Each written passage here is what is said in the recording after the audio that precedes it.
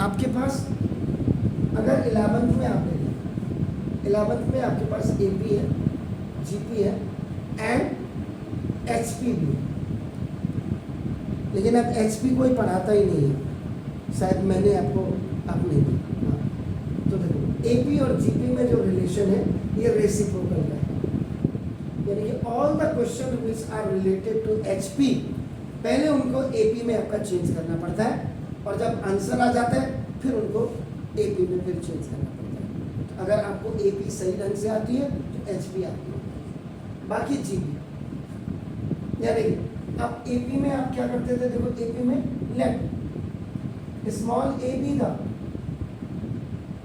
first term of an AP and small d is the common difference लिखते थे, और इसका जो जनरल टर्म होता था a is equal to a plus n minus 1 into d। और GP की अगर आप बात करते हैं, देखो लेट आपका नाम देखो जैसे late a be the first term of GP and इसमें R is the common ratio, ये, और इसके जो जनरल टर्म होता है a n is equal to a into r की पावर n minus 1। ये आपका AP आपका हमेशा प्लस और माइनस में चलती है, सॉल्व होती है, यानी कि चलने का मतलब, और ये आपका मल्टीप्लाई एंड डिवाइड में आपका होती है। पहली चीज़ तो आप ये समझिए, अगर आपको 11th में किसी ने पढ़ाया हो ढंग से तो नॉट जैसे अब ये आपका जो ये है log a p1 आपका देखो ये, तो अब आपने क्या करना है, देखो a b c तो पॉजिटिव टर्म है, यहाँ देखो log a log b, और pth qth rth टर्म आपका जो है क्या नाम कहते हैं, ये GP में है। तो आप क्या करेंगे, let small x be the first term of GP and y is the common ratio लिखिएगा। तो इसमें आपको let a is equal to x into y की पावर p minus 1 लेना पड़ेगा। तो taking log of both sides, ये इसीलिए मैं कहता पता नहीं कौन गधा आपका ऊपर बैठा हुआ है, लॉग पहले 9th में पढ़ाता था, आज का बच्चा 12th में चले जाता है, उसको लॉग टेबल कैसे देखते हैं, एंटी लॉग कैसे निकालते हैं ये पता ही नहीं। ये आपकी गलती नहीं है, वो जो CBSE में ऊपर बैठे हुए, और ये सारा काम किया विनीत जोशी जब चेयरमैन था, उसके टाइम से, कांग्रेस के टाइम से ये पढ़ाई की रेड़ मारी बात। तो देखो, तो ये आपने क्या, यहाँ पे दो फॉर्मूले लग रहे हैं, देखो log x into y, log m into l लिखते हैं, तो ये जब लॉग आप एक्सपेंड करते थे log x plus log y में मल्टीप्लाई प्लस में चेंज हो जाता है।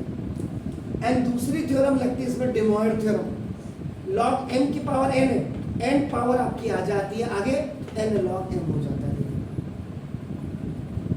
तो अब आप क्या करेंगे, ये जो आपने लेट माना statement y a is equal to x into y की पावर p minus 1, तो taking log of both side,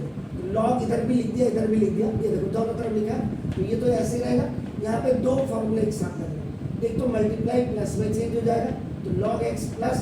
ये आ गया, और ये पावर आपका y के आगे आ जाएगी आपके नाम पे पता है। तो ये दो फॉर्मूले आपके एक साथ लग रहे हैं। ऐसे ही आप p इज इक्वल करके x इंटू वाई की पावर q माइनस 1, यहाँ p माइनस 1 था, यहाँ q माइनस 1, ऐसे लॉग लेने के बाद दो फॉर्मूले लगे। ऐसे थर्ड c आपका x into y r minus 1, rth term qth term और pth टर्म है, तो log c की वैल्यू ये आ जाएगी। अब आप क्या करेंगे, आपका डिटरमिनेंट इज गिवन है, आपका log a p1 log b q r ये लिखा, and in place of log a log b log c ये वाली वैल्यूज आप क्या करेंगे, इनको यहाँ रख देंगे। देखिए इन प्लेस ऑफ log ये रख दिया, in place of log b, in place of log। उसके बाद अब आप क्या करेंगे, इसमें जो c1 है, c1 में c1 minus log into c3 है, log इंटू c3। सर आपने p और c की वैल्यू किया था वहाँ पे है? कैसी log की वैल्यू कहाँ पर लिखी आपने? log की वैल्यू क्या, जब आपने p equals to x dot by q minus 1 का पावर है ना, हाँ उसको log में कन्वर्ट कर दिया। हाँ, तो log में ये log ले लिया दोनों तरफ का, उसके बाद क्या होगा? ये log c की वैल्यू आ गई। यहाँ देखो ना log a log b log c की, देखो मैं ये वैल्यू रख दी, ये डिटरमिनेंट में वैल्यू रखा। उसके बाद आप देखो c1, ये कॉलम c1 में c1 minus log x into C3, यानी कि C3 के साथ log x है। देखो ये पूरा आपका देखिए ये C1 है माइनस C3 में क्या log, तो C3 ये है, इसके साथ log x को मल्टीप्लाई कर देंगे, तो देखो log x से log x, log x से log x, ये C1 minus log C3, C1 minus log C3,